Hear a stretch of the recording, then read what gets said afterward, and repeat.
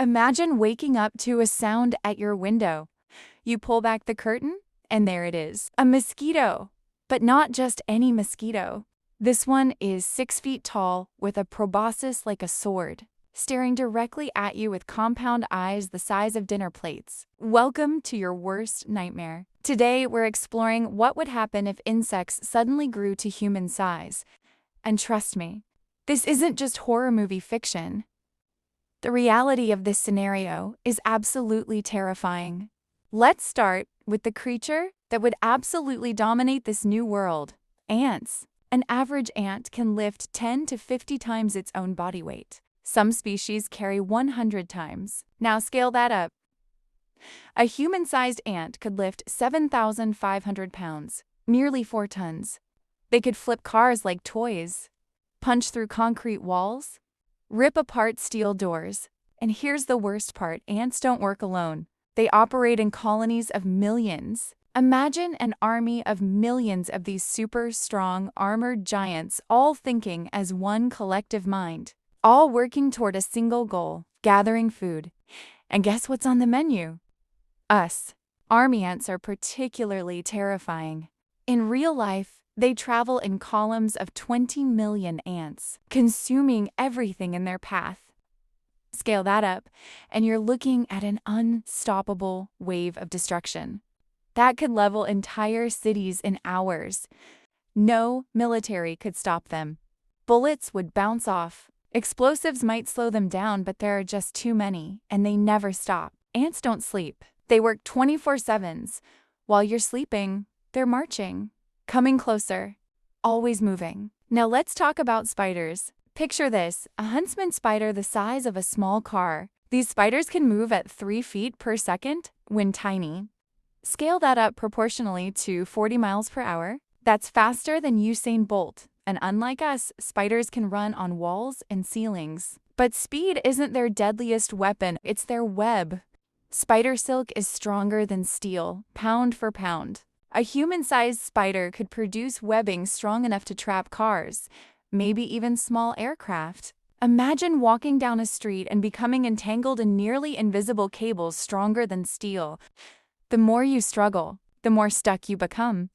And here's something truly nightmarish: many spiders are venomous. A black widow's venom is 15 times more potent than a rattlesnake's. Scale that up to human-sized, with proportionally more venom, and one bite could kill hundreds. There would be no antivenom available. Oh, and they're ambush predators. They wait, they watch, they learn your patterns, and when you least expect, they strike.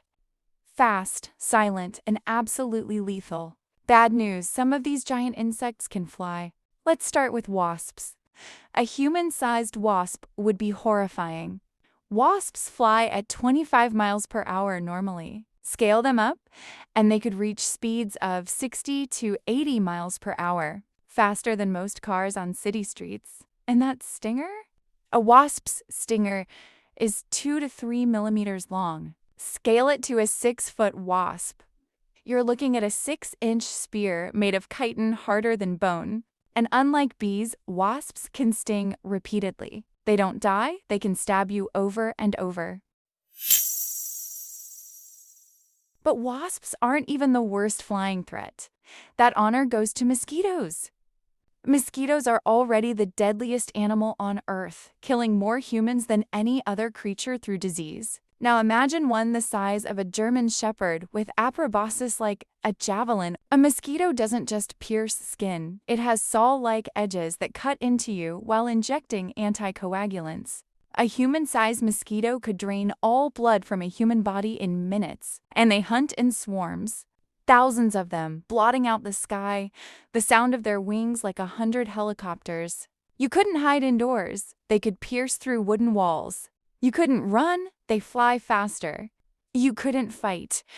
There are too many. Going outside would be a death sentence.